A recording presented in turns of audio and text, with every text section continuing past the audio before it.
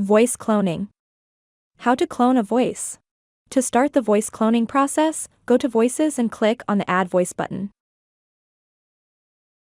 You can add a voice in two ways. Upload an audio file in MP3 or MP4 format. The file should be at least 1 minute long and no larger than 10 megabytes, or record the voice. You need a record or multiple records to be at least 1 minute long. During voice recording, you can pause the recording if needed.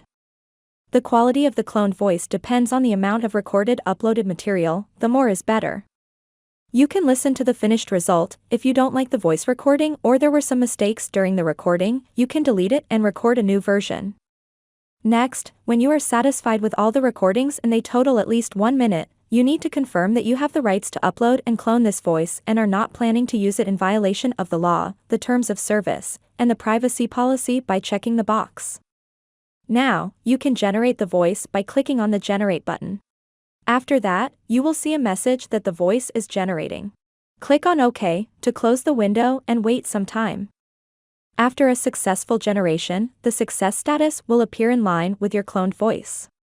You can listen to the result and, if necessary, make changes. To edit it, click on the 3 dots in the Actions column and click the Edit button. Now you can use your cloned voice for create a voiceover and avatars or for a welcome slide.